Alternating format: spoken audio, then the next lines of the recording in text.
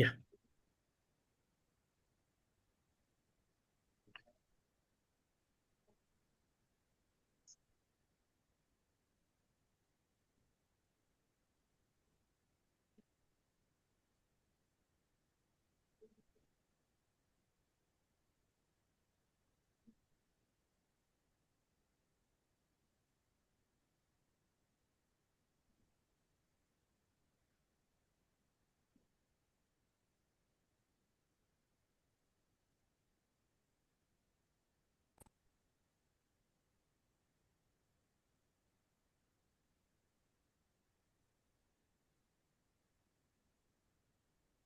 Welcome all to today's session, AI and Data Science in Healthcare Careers, Skills and PGDM Pathways. We welcome on behalf of IIHMR Bangalore to this wonderful session with Dr. Anukriti Srivastava, Dr. Akash Prabhune and Dr. Tejas Dev. Let us begin today's session with a brief campus tour video of our institute.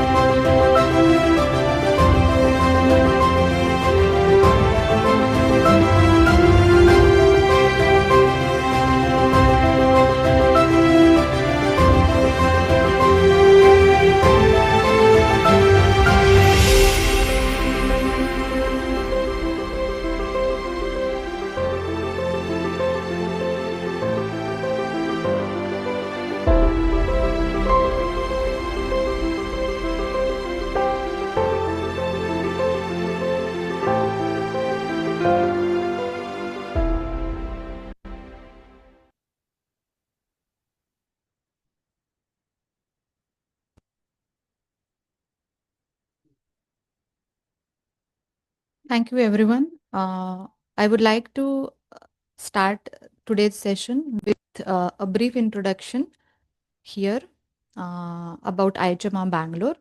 Established in 2004, the Institute of Health Management Research Bangalore stands as a premier institution with 20-year legacy of excellence in healthcare education and Research and proudly accredited with a NAC A grade in 2025.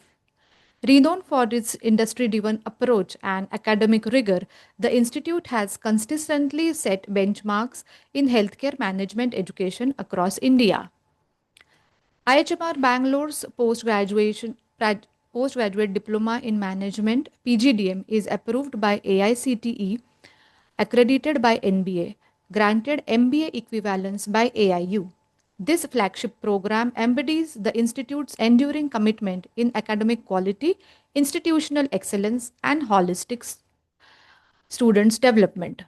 As a South Campus of Indian Institute of Health Management Research, Jaipur, IHMR Bangalore continues to nurture future ready healthcare leaders equipped with managerial and analytical skills to excel across hospital, public health, health IT, health insurance, TPA, consultancy, and pharmaceutical sectors, carrying forward to its 2 decade tradition of shaping the future of healthcare management.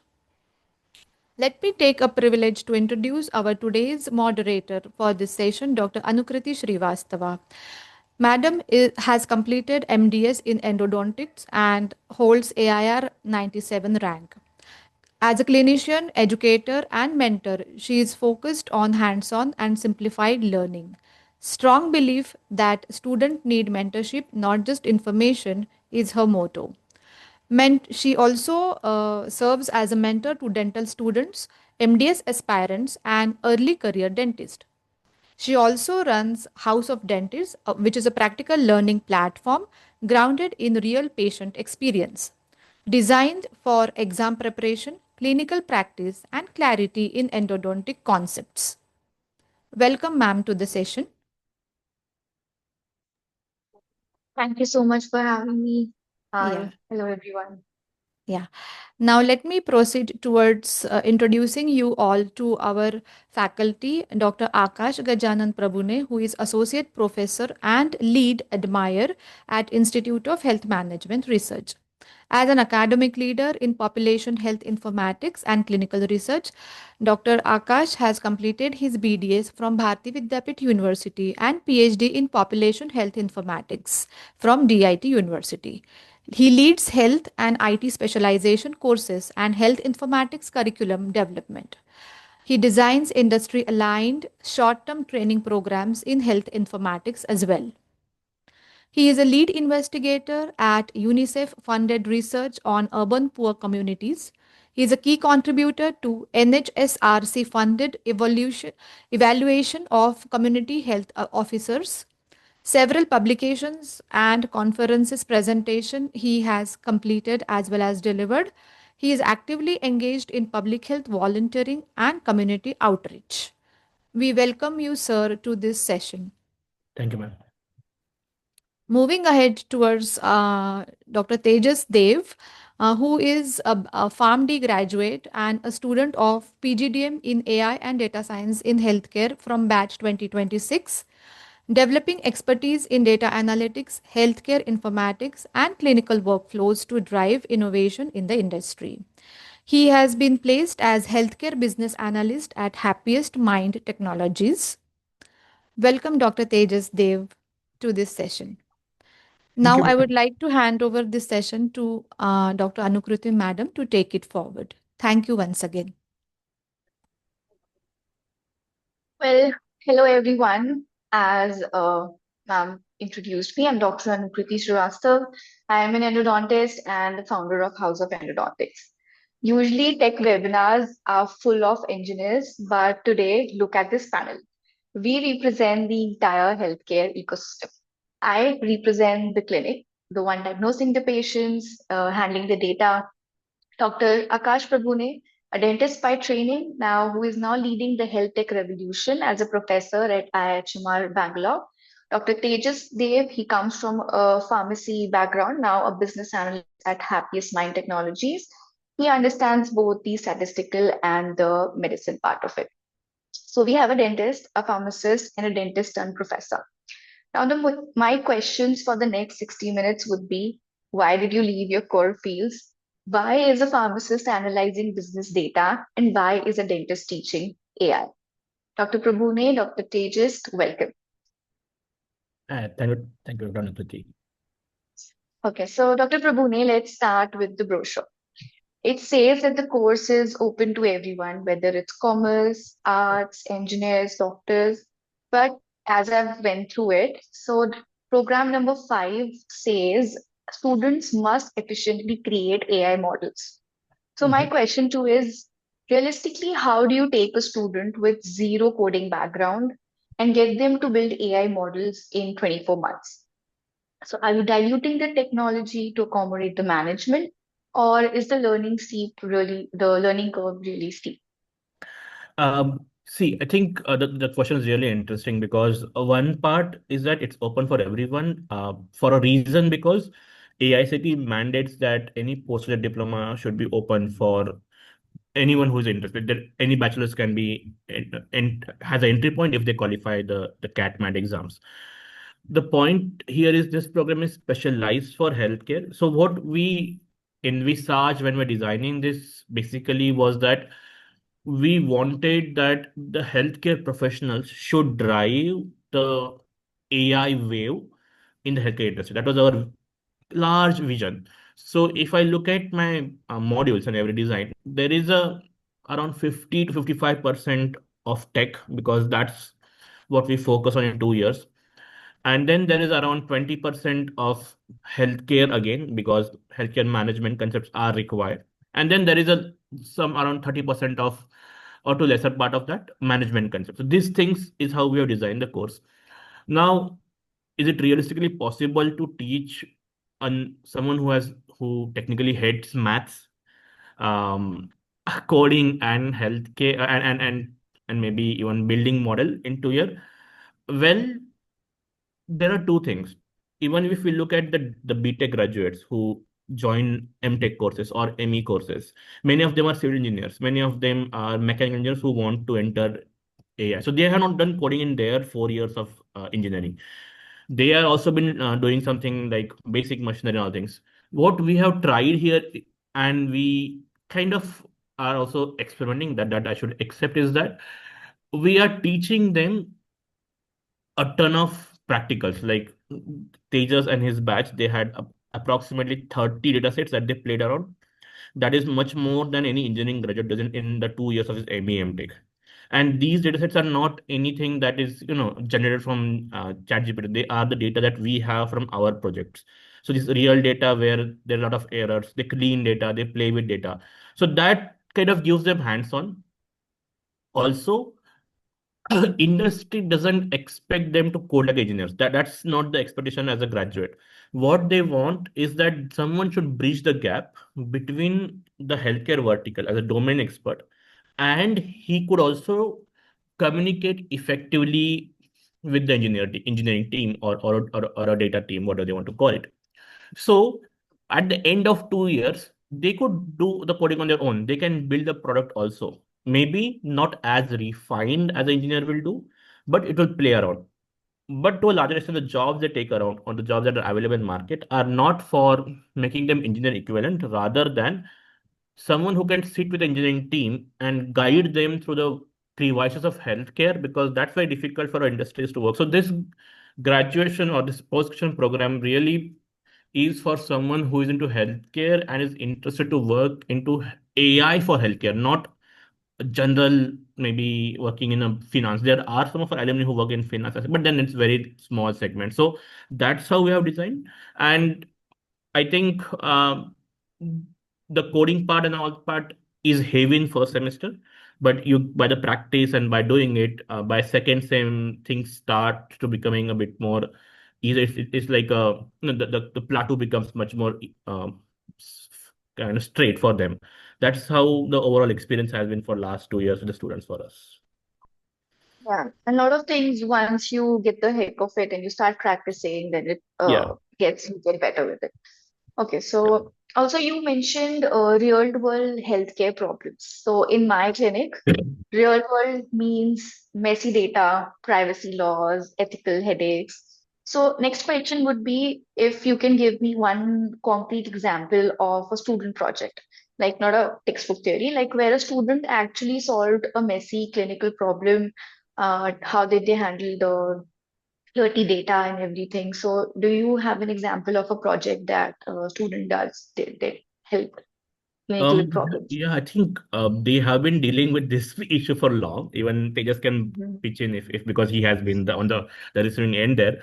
But I guess there is when they were in their module of what we call as UX development, which is basically how you design any application considering doctor as a point.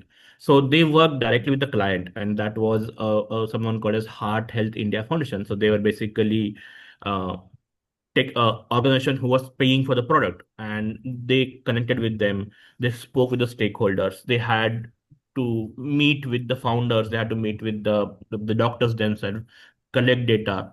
They were and another good thing is that they also go for a what we call as the summer training program, which is a 3 months or 4 months industry training program, and their industry really puts a lot of pressure on them. Tejas has been working with someone called as Dwara Health Finance, and he really worked on a very good dashboard on based on their data, which was really collected from a field. So we don't usually work on data sets which are not actually outside the reality, because that doesn't give any value to these things. We have around 38 data sets which are mostly collected from our clients, from our things.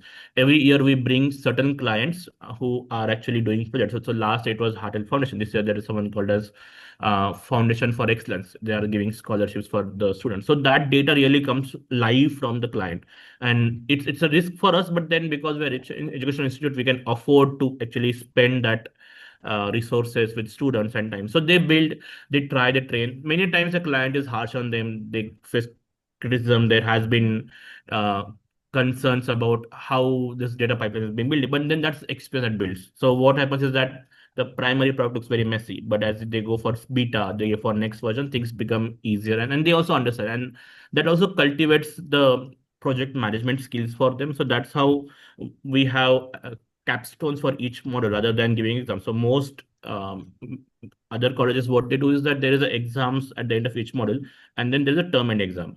But what these kiddos do is usually they do a capstone. They finish something. Many of them times they post on LinkedIn also, because LinkedIn is where you showcase your skills, and you also do something called as Git post. So that's how they have been technically working with data with live clients, and that is actually ingrained in their 2 years. It's not a one-off thing.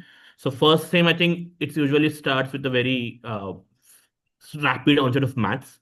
Then it goes into some of the data set that we have, so that they get accustomed to the Excel. So basically, it started Excel, SQL, Python. So they also grow in those what I say tools wise.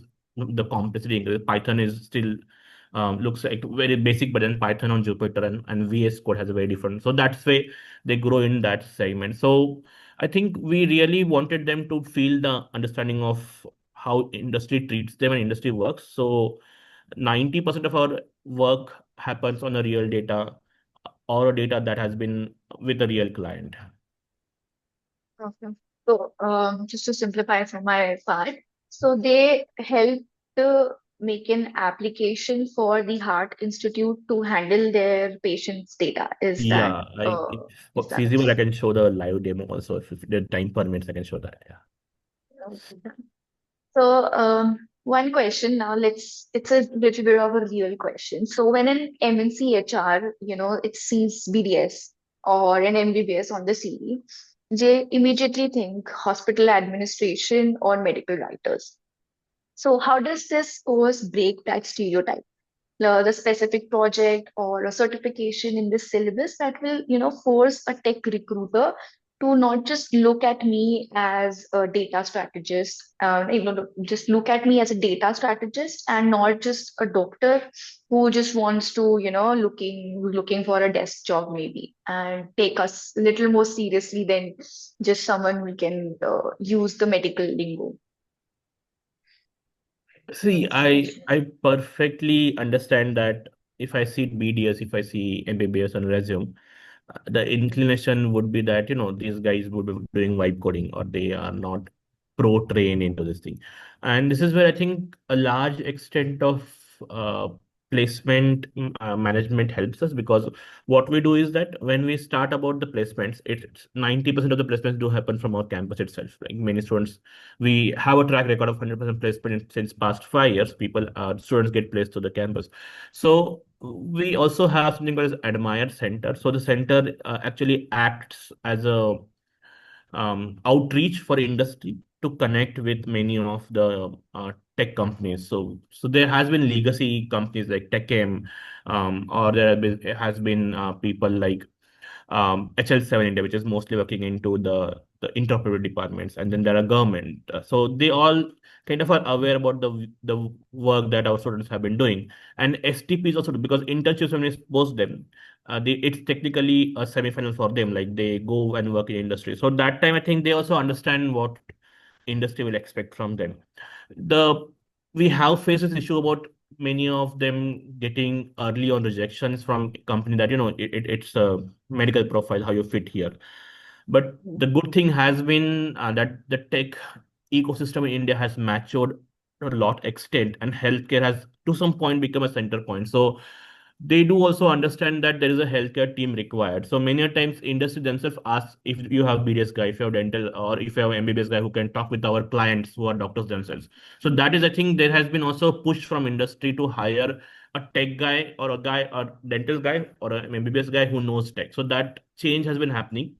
And there's a lot of requirement coming also from US healthcare because there has been a lot of explosion of the data requirements coming in. So industry to some extent now has matured where themselves are feeling that engineers alone can't survive in healthcare and AI. So that has been largest push.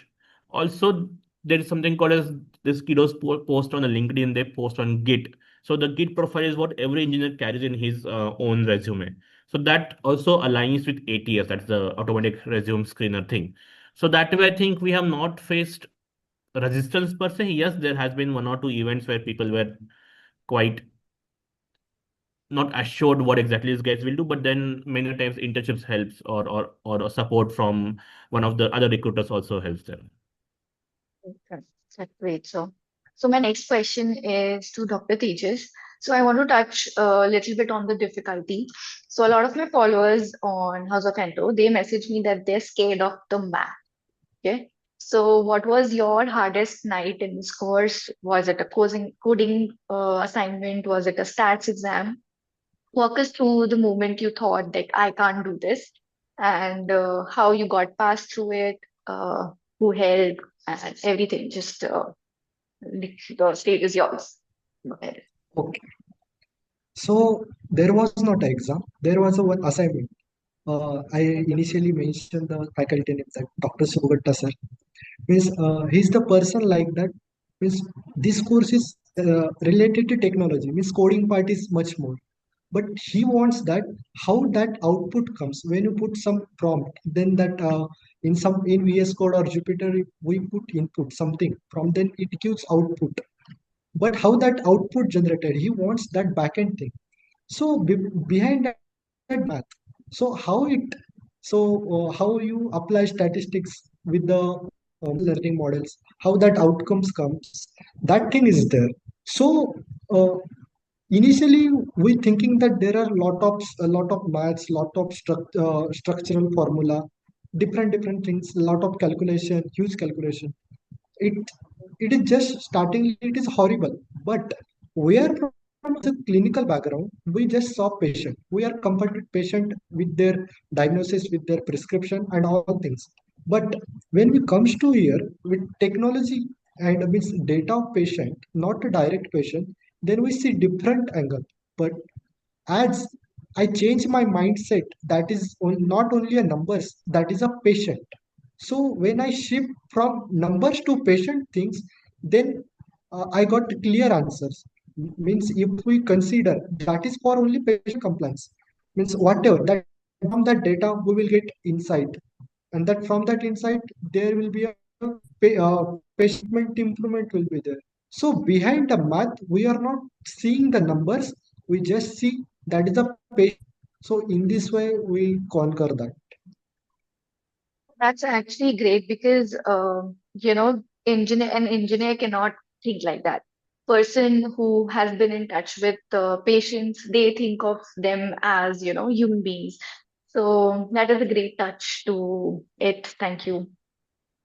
Next, you're now a business analyst, right? Do you feel that you're still using your medical brain, or you have to unlearn all the clinical instincts to fit into this, corporate role?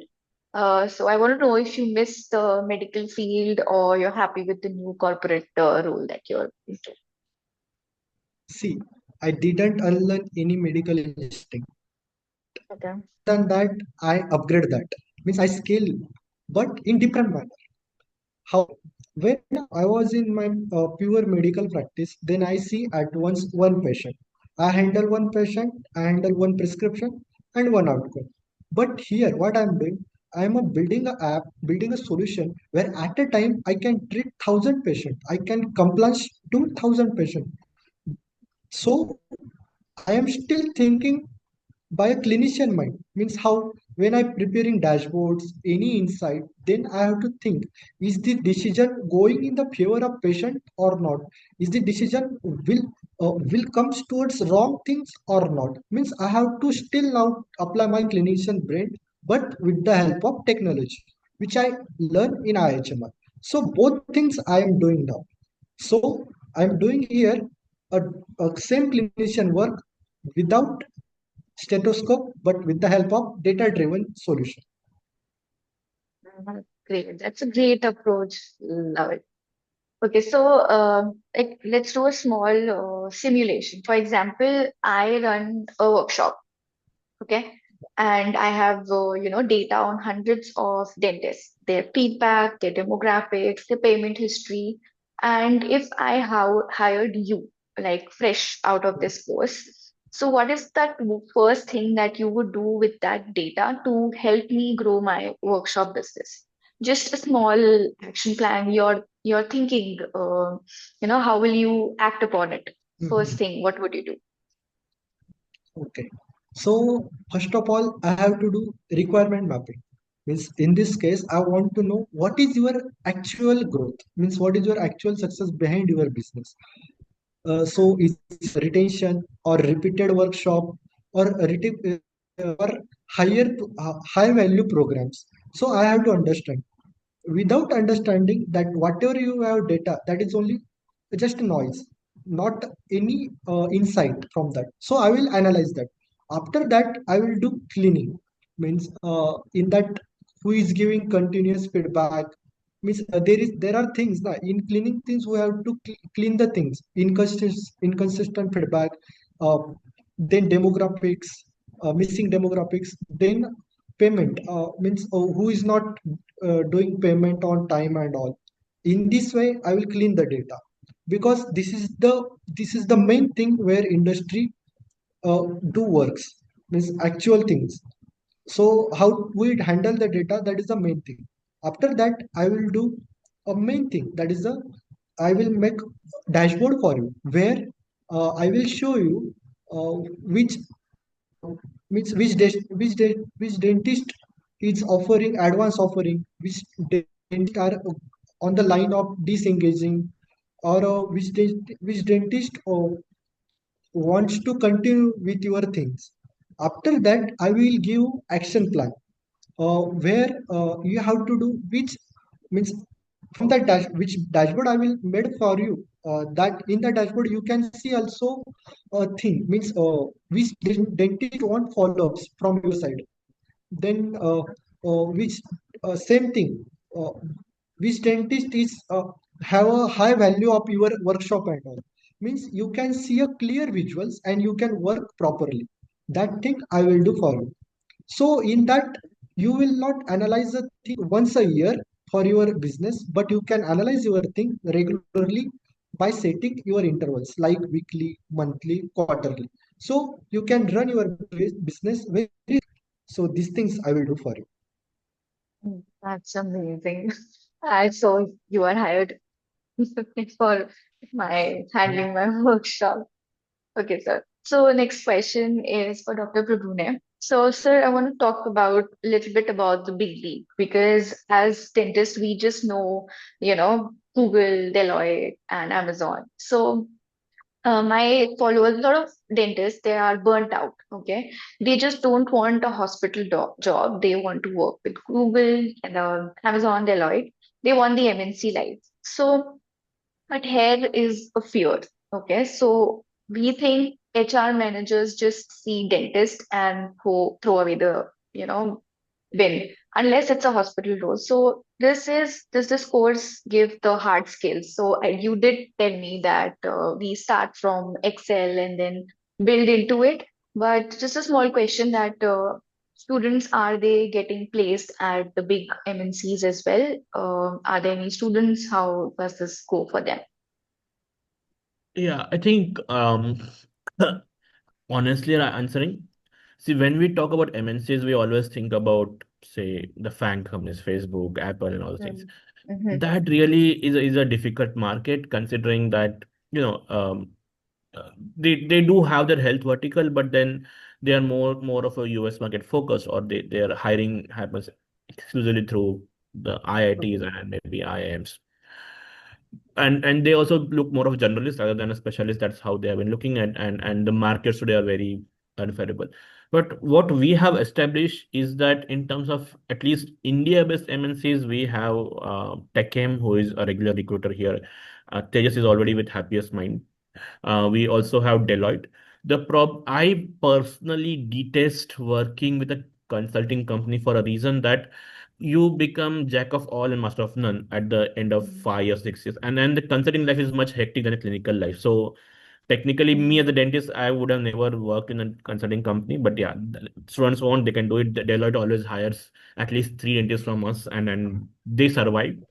There are also few other companies which are not that known, but they are a gold mine. Like there is something called as ZS Associates, LS Life Sciences. These are very specific companies who have a lot of money, but they are not kind of, on the front pages. They always work in the back end. So they work for health insurance companies. They work for the big corporations. So they also are kind of in our placement list. But then what we have been consciously trying, and that is personally my philosophy because I'm the program coordinator, is that I really don't want my students to go and start working in an MNC. There are two reasons. If you have a large organization where there are 5,000 people working, what is the scope of growth that you get there? It's usually a small role that you will keep on playing, like a cog in the wheel. It will not expand your horizon. It will not challenge your skills. So what at least I suggest, and what I'm doing it consciously, is that we try to get them in a startup, work in a startup for 2 years, 3 years, get the skill, do the hustle job for 2 years. Yes, money is good. Yes, the work-life balance will be very not good or very bad also in that case, but then that really gives the sharpness to your knowledge and skills, and also the way you see the industry, because and you also become more interested in taking on new challenges, because that's how the startup life really works around. So many of our students go and work with Acco. Acco was a startup, but then they have been now there 4 and 5 years now working with them, and they have grown a ladder very quickly. So what benefit is that if company grows, you grow very fast. Group We so have far. few of the students who are working with the someone called as Medicine VR. They are globally, they are the only company who have been able to crack the VR for healthcare. They're Chennai-based company. I think 12th employee of that company was our alumni. Now she's been like working there 2 years. She has grown from a associate to a product manager level. That growth you will never find in any corporates. But the salary is much better. She gets ESOP, she gets the leave and situation, she gets work from home. So that way, uh, if you're coming for AIDS programs, I would say yes, you can target MNCs. That may be your 10-year target or a 15-year target where you have worked, you have got some experience. Then go and work with those companies, because that's when your career matures. You want a stability in life. You want, okay, there are kiddos, there is a family that I need to take care of. So you want a stable part of your career. But the freshers, early 5 years, it's a hustle part, and Bangalore is the only place where you can see people hustling, driving autos and still coding and all. So that I think culture should be there in at least what I've seen. But yes, job part. There is no dearth of jobs. Yes, sometimes you might not find specific location, sometimes you might not find a specific company, but yeah, uh, this field, at least for next 5 10 years, booming. AI is on the face of every company. Everyone wants AI and healthcare. And one good thing that has happened is that the pharma sector is investing heavily in AI. So they are the people in healthcare who have deep pockets. So any pharma company who's picking AI, it's technically as good as going in as MNC, because they are like, if you go with Cipla, we have people going for Zydus, Cipla and all things. They are like multinational, but in the healthcare. So that's the thing what my idea is. Fang becomes difficult for a fresher because it's too complex to kind of navigate to their processes. And sitting in India, it's much more different. But yeah, we have been offering students internships here and there. One of the student has went to Ashoka University for the scholarship program. We also have internship with IISc Bangalore. So that has been there. The big brands do come, but I think yeah, um, the course is more titled towards getting them into a good startup, or a good organization where they can grow and then move to this thing. I mean, So I think that's the kind of mentorship students need at the start of this career, because all they know is the shiny companies. But you coming from experience, you know how to guide these students. Also, if any attendees, they have a question regarding the admission process, just drop in and we discuss them. So let's do a small rapid fire round. Okay. The questions have been long, so let's do a rapid fire round. This is for Dr. Prabhune. Uh, Python or R?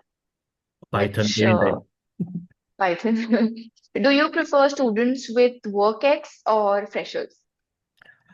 I think freshers are better because it's easy to kind of convince them to kind of go for any kind of job, or go for mentoring is easier. Experienced guys, it works, but then it has to be rewired to tell them like, okay, some things need to change and all.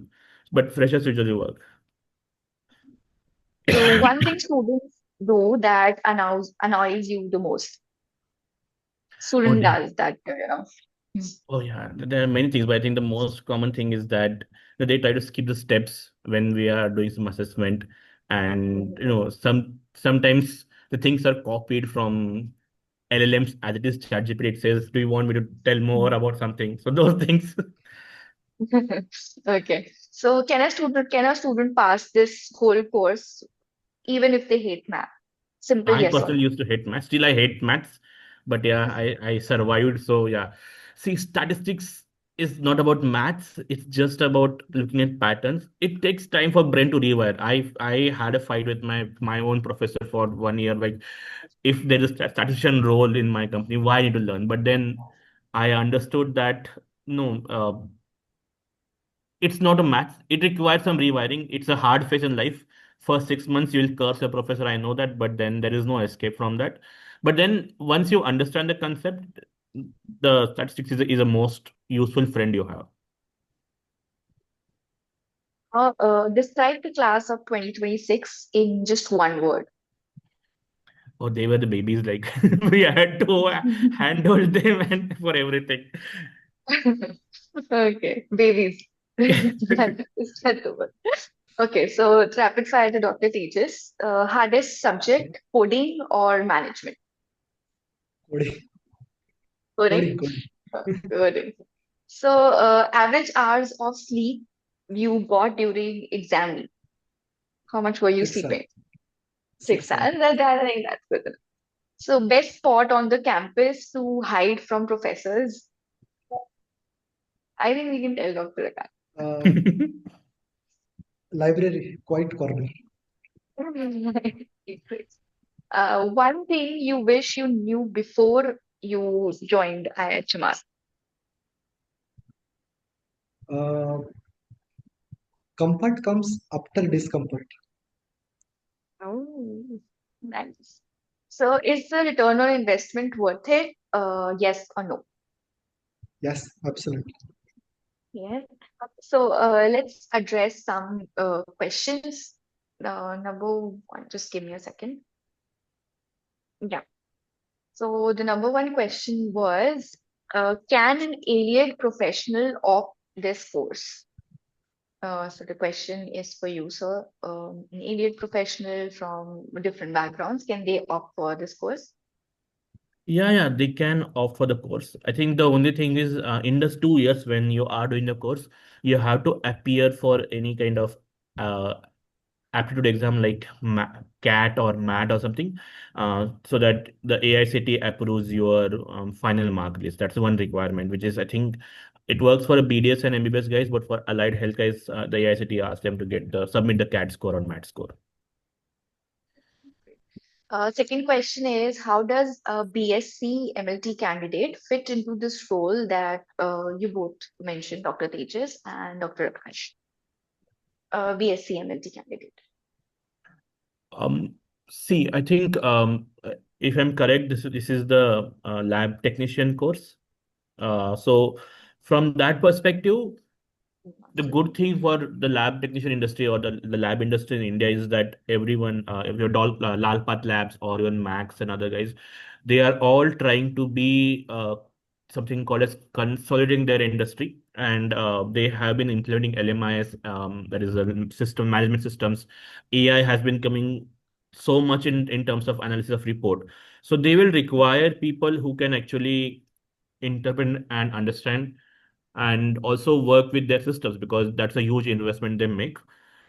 The roles I think would still be data analyst, business analyst, the same kind of roles, but job you can align more in terms of the lab roles or managing something called as cluster head or that kind of roles are feasible. We actually had I think 4 or 5 students into the PGDM HNH course from the lab tech, and I think they are doing very well. They are working at this point with some hospitals, managing the entire lab tech part. Some of them are working with Aster DM also. So I think, yeah.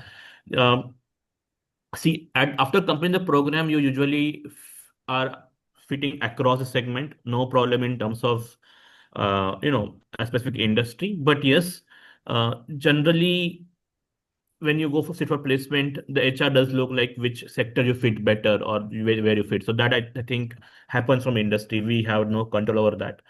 But I think after 2 years of experience, you have much more wider growth across sector. Okay. The next question is for Dr. Tejas. What are the struggles that you faced early when you had, the career conversion and how you overcame it? So initially, I have completed my Doctor of Pharmacy degree. So after learning 6 year long course, I want means as a respected post, but that time I didn't get as expected what I want. So now in the age of AI, that similar thing means only my degree is feasible or not. That was my big question, and that was my big struggle. Means will I survivable or not? When I come here initial days same thinking was going on, but when the times going on, when I was understanding the understanding the digital health, means how it will help with our context background to technology and giving a proper output to industry. So in that way I overcome my things. That's a great answer. So another question is, what will be the job roles after I completed this course as I work in scanning CT scan and MRI? So Mhm. as a lab tech and so you go ahead. Is there So market for Mhm. radiology? So one bigger market is actually the radiology. There is someone called as 5C Networks, which is actually a unicorn from India in that segment. We have actually our alumni sitting there as a product lead. So he is actually looking for students, but then um, the match is not happening well. But yeah, lab tech always has a lot of. I think if you uh, are able to interpret or able to read MRI CT scan, then there is a lot of scope in terms of the radio diagnosis and analysis role. Mostly it works with the US healthcare. The RCM roles are more. India at least has become a backend for US insurance industries to double check the diagnosis of the CT MRI before they process the payments for their clients. So that industry is booming. There are 4 or 5, I think, what we call as the really good companies in India, 5C Networks, ImageCore Labs, and others who really pay well. But there are also few other companies, or at least who are trying to make this work out for Indian industries or Indian hospitals. The model is still working around. But yeah, I think other roles you can also explore outside that. You can also look at analyst roles, other roles. There is no any limitation that you should work in the same segment. So, one is that obviously it fits better if you go on that line, but if you want to diverge also, there is no any one stopping you into this. Next question is some internship opportunities we get after this AI course and companies that offer them. You did tell a few if you can, give See, small there are list two of things. Internship would be part of your program. So at the end of second semester, we will be kind of pitching you for the industry. The batch which Tejas was doing was I think getting it from he worked with Dwara Health Finance, and some of his friends worked with Emids. Then few of them worked with organ transplant AI, and someone worked with an Ayurvedic company who were trying to build their own systems for diagnosis. The This year, few of the students are already in interviewing with Practo. Few of them are interviewing with an LLM company, which is based in Singapore. So the options are multiple, but I think internships, what we do is that we guide you for the first, I think, internship, because that's our responsibility to a large extent. Placement is where I think you are more free to explore across. What happens is that many of the times students get placed before even, so Tejas degree will be coming in June of 2026. So industry has this problem that they will not hire people as a full-time employee until they get degree. That's the policies that HR has been putting out. So that time you might be offered an internship with PPO role, but that is technically a placement. But then what they will do, they will offer you X amount of salary. Usually the salary is around 4 or 5 lakhs for the till you get degree, and then they go to 7, 8 lakhs or 9 lakhs after you get your degree. So that transition do happen because placement happens a bit early and degree comes a bit late. So that is there. So you also answered one of the questions which they have asked that what is the realistic package and growth in this career? So, Mhm. See, I think realistic package range. so realistic way, I think CTC is out of way because that's very useless number. I can inflate my CTC to anything with other things. What we target is that any student should at least get 7 LPA in hand. That's the minimum we target because that's what is required to survive in Bangalore. That's what we set as a benchmark. That that's the money required. People have been getting more than that. There have been cases where sometimes you get up to 5, 5.5, 6. The problem, at least for last 2 years, is that there are a lot of people from middle management that have been pushed out of jobs. You look at Amazon, you look at Oracle, all of them are firing people. And these guys are actually sitting in competition with the freshers, like we want the same jobs. That's why they have brought down the quantum of package less. But still, what is good is that the sector is expanding, so jobs are not drying out. The competition has increased, but what we have been targeting is that we are also specializing. For example, there is only handful of people who really work on something called as FHIR or the fire. So we provide HLSN is a company who works on that. So we provided a 2 weeks model on that, and people have been getting a very specialized course. So they actually get much more higher package. On an average, what we have seen is that our alumni who have been passed for 2 to 3 years usually reach around 9 to 12 lakhs after that. Some lucky ones have got up to 24 lakhs. We also offer placements in UAE, that is through Burj Al Hospital and German Hospital. But that is, I think, for people who are interested. It's kind of, it requires a lot of processing and all those things. And they offer up to 12 to 15 lakhs as a beginning package. But then the currency exchange is a different matter there. Mhm. So the next question is, I am a BTech bioengineering student with bioinformatics internship experience. So I'm really interested in analyst roles in healthcare. So is there any overlap between bioinformatics and healthcare AI? Which I don't think so. I think this will help. What do you think so? I think bioinformatics is still largely a separate program. We do have companies who work in bioinformatics. The base remains the same. If I can work on Python, I can work on any data. Technically, that's how the things should work. But I would suggest that if you are looking at bioinformatics, this is not a course because this will not train you for molecular identification or drug interaction tracking. This is more in terms of looking at business data, looking at maybe patient data, and then coming at business decisions. So that I think is what we shift to. There are companies who might come for hiring a bioinformatician also, but this will not give the core knowledge to the student. Mhm. Okay, so another question is with research internship experience in pancreatic cancer and graduation in specialized, I'm sorry, yeah, um, and graduation in medical lab technology, can you really crack into hospitals and specialized companies with the names that you mentioned? And how much coding or etc. will it play a role? I think It's Tejas an is the best internship person to in, answer this. yeah, Yeah, sure, Tejas. sir. So do you want me to repeat the Uh, question? no, no.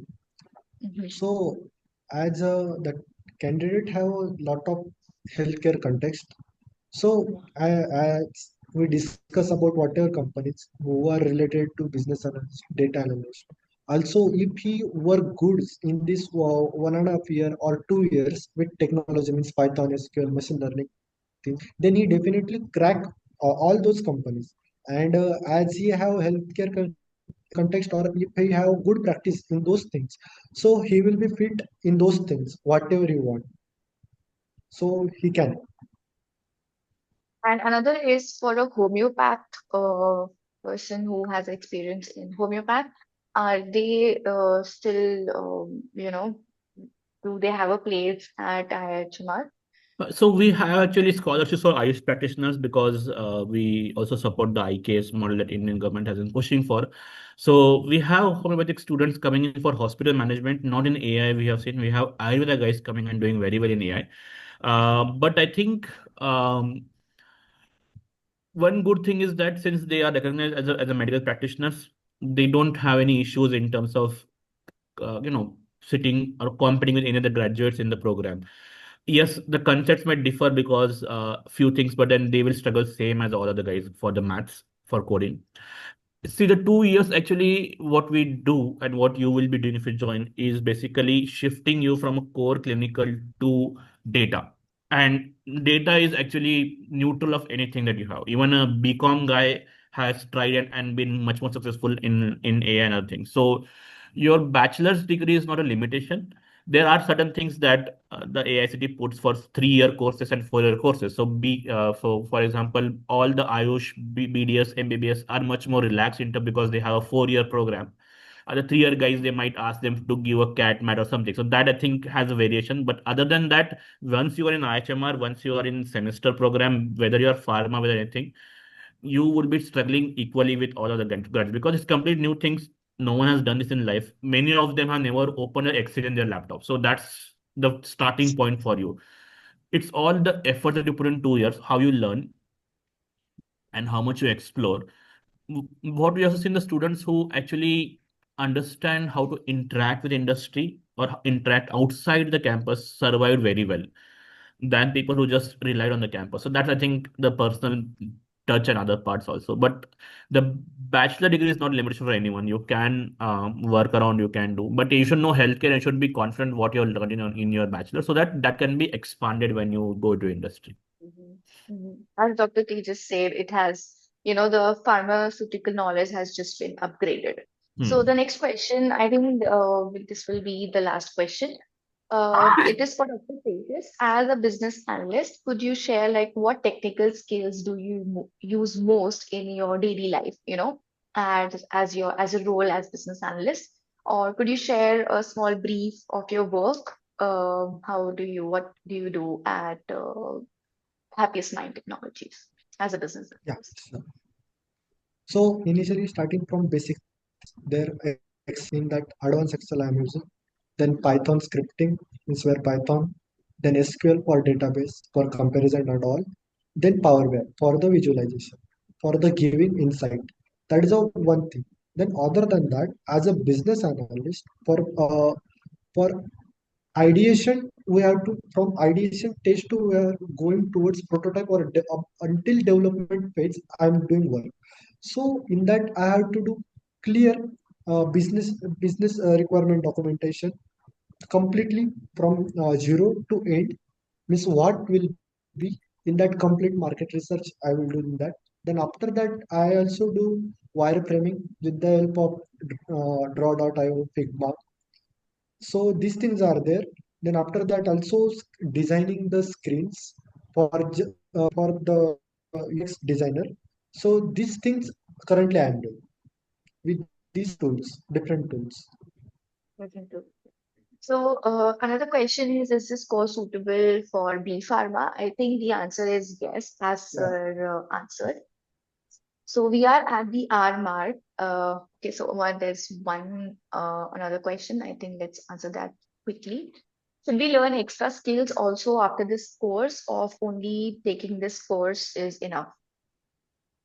Small brief answer, sir. I think Tejas, you can answer. So it is depend on what you want. Means for which role you want to go. By that you have to do those things. Means suppose here is the by this course you can go also for product management. So there are different things like Jira, Loops, uh, conventional. So here in our college we are inviting industry mentors to teaching us.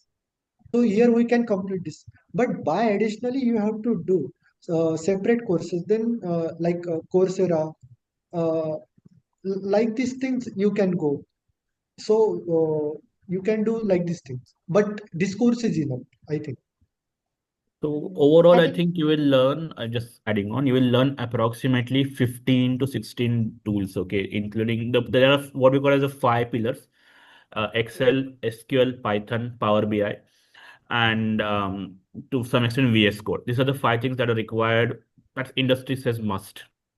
No, VS Code is because that works around in everything. That's the environment that they do. This is what we will teach. We'll ensure that you are been learning since same one till same four. Then there is something called as Jira. It's GEERA. Sorry, GIR, not GWRA. GIRA, which is basically a ticketing system. They all are like industry specific. AWS also there'll be workshops going on. So things will keep on adding.